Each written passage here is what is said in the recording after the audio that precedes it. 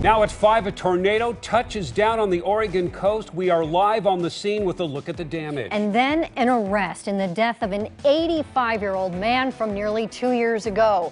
What we're learning tonight about the suspect. Plus, firefighters rescue a local teen who didn't wake up when her family's home went up in flames. Live, you're watching KOIN 6 News at 5. Watching out for you. And at 5 o'clock, good evening, everyone. I'm Jeff Gianola. And I'm Jennifer Hoff. We want to start tonight out on the coast where there is storm damage caused by an EF0 tornado. Winds estimated at about 70 miles an hour. We have team coverage of this weather alert. Let's begin with Lisa Balick live tonight near Manzanita with a look at the damage that tornado caused. Lisa?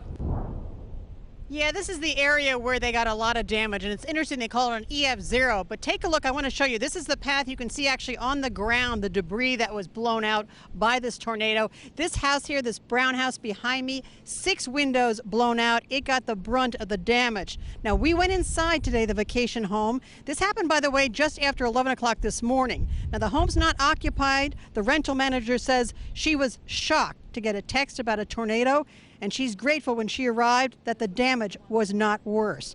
Now, there was also damage next door to a home. That home had roof damage. There was clearly a lot of debris that was flying around in this. Pieces of nearby fence torn off, rocks from a construction site, yard furniture tossed around. Up the hill, we found behind the homes, there were trees shorn off and blown over, and there was even some debris on Highway 101 just past the trees. Everyone here very thankful that this wasn't worse. And I get the text message, tornado, the view house was hit, 6 windows blown out. It's a shocker. There was a lot of second homes up here. We weren't getting a lot of reports, so that's why I jumped in the car to come up.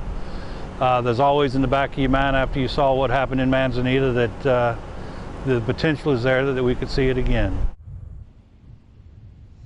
Now, construction workers nearby report they saw a water spout over the ocean that made land, and then they say there was a downpour of hail. There may be more reports of damage as people get home from work in the next couple hours and take a look around their properties. And some people actually are joking around this area, saying that this may become the tornado belt of the Oregon coast. We'll keep you posted, and people are saying, well, they hope that this was it for the rest of the year. Live near Manzanita, Lisa Balick, KOIN 6 News. Let's talk about that tornado from 2016 in Manzanita that Gordon McGraw mentioned. He's the Tillamook County Emergency Manager. We watched this come off the ocean again in 2016. It was in October. This was an EF2 tornado, and it damaged a number of homes and businesses in the small coastal town there. In fact, there was about $1 million worth of damage. 5 homes were destroyed. Power was out for several days for people, and it uprooted about 1/3 of the trees in that town. But luckily, nobody was hurt. Natasha's been tracking this tornado from the Weather Center. And Natasha, the Weather Service says it's an EF0, but you see that even an EF0 can cause quite a bit of damage. Especially if you happen to be standing right there. Luckily, that wasn't the case in this situation. But yeah, EF0, you saw those broken windows, so wind speeds between 65 to 70 miles per hour. Here's a look right now over at Lincoln City. Everything's nice and calm. That unsettled weather is now moving out towards the Cascades as we see a line of showers developing closer to the foothills. But here's a loop really in the last 6 hours, and we've seen quite a few showers, some of those heavier downpours coming through. And yeah, quite an active scene along the coast. So earlier today, Depot Bay, as you saw earlier, we had a report of a water spout. And then just a couple minutes later, reports of that EF0 tornado, Manzanita, just north of Manzanita, about 3 miles north.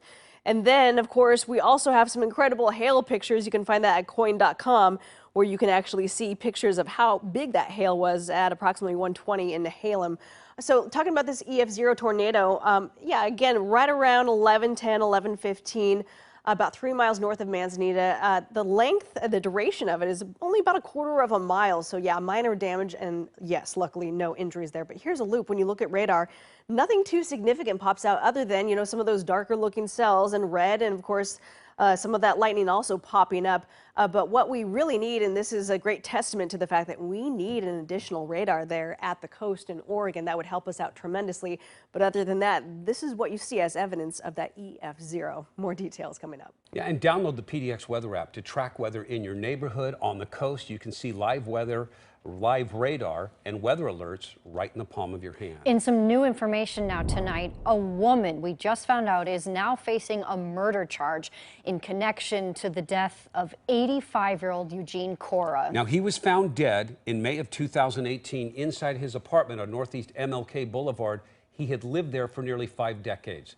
Amanda Marin is now charged with murder, along with burglary and robbery charges related to this crime. She was arrested a week ago in Oregon City, and we're working to learn more about what led to her arrest, and we'll pass along any new information as it comes into the newsroom. We're also working to learn more about a deadly crash that happened in Vancouver this afternoon. That is an ambulance that collided with a car along Northeast 78th.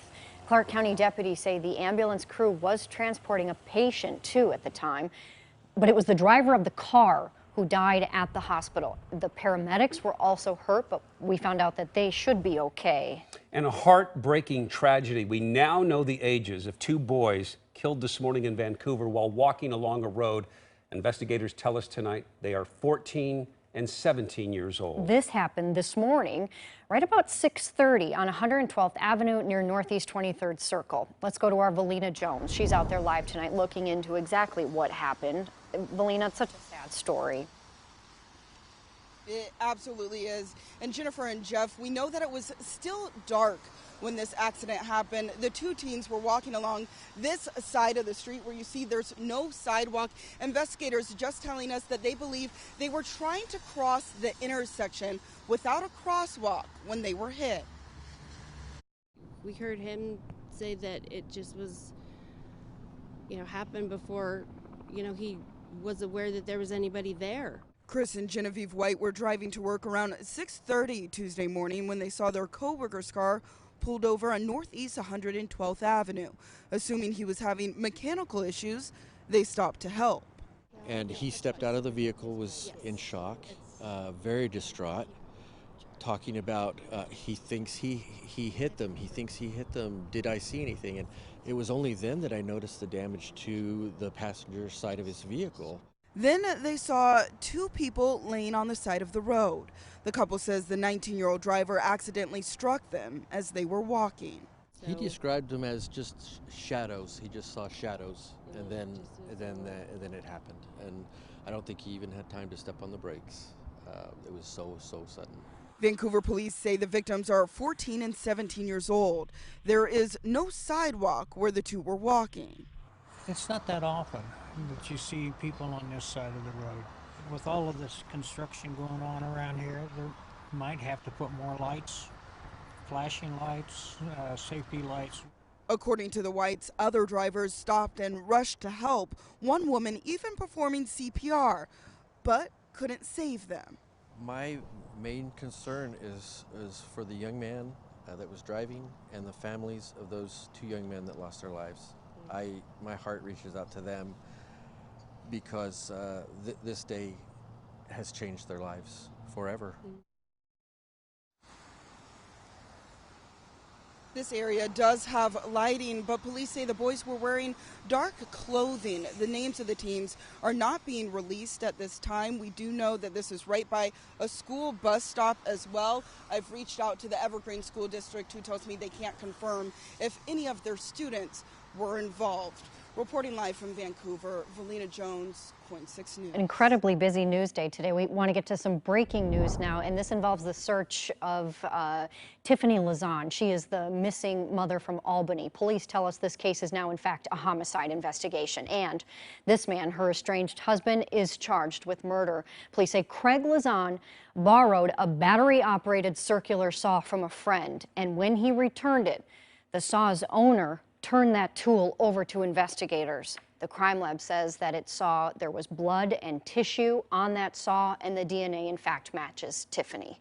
So far, though, Tiffany's body has not been located, but certainly a story we will continue to follow as her husband, estranged husband rather, is now charged with murder. Jury selection got underway today in the murder trial of Jeremy Christian. He's accused of killing 2 men on a MAX train in May of 2017. And this jury pool is much larger than a typical case. And the process to seat a jury is expected to last all week long, with opening statements planned for a week from today. For complete coverage of the Max attack case, head to KOIN.com. We have a look back at the case plus information on on Christian's past. In a health alert now, the first case of coronavirus in the United States is now in Washington state.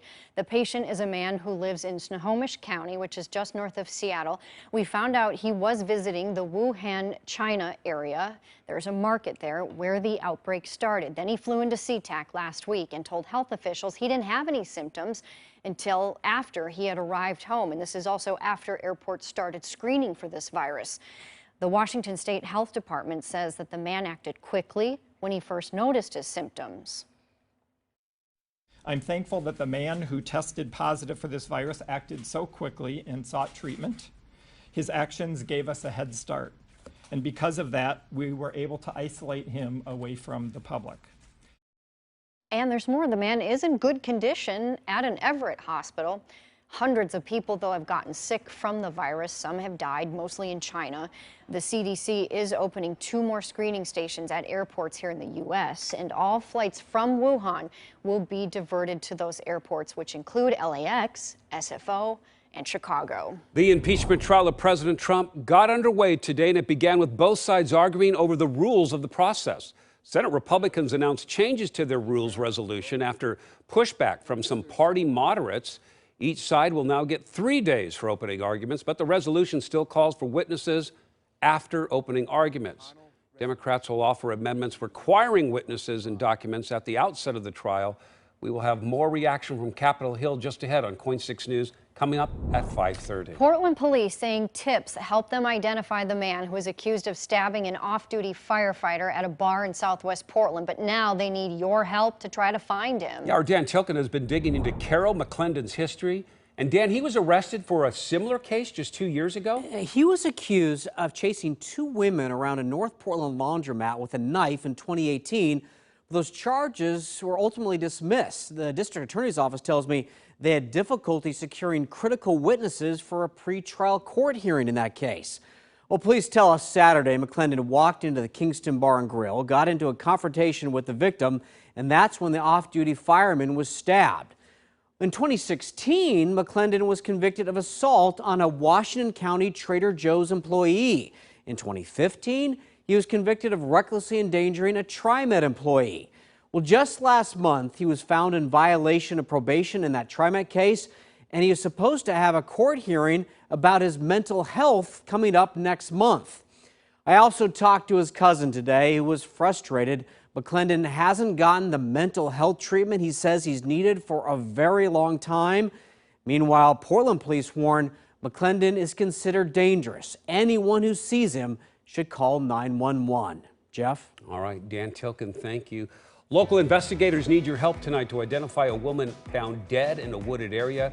Her description straight ahead. And then a father fends off a mountain lion with his bare hands. What he did that got the big cat to drop his son from its grip. Plus, local firefighters save a teenager from a burning home. Carly?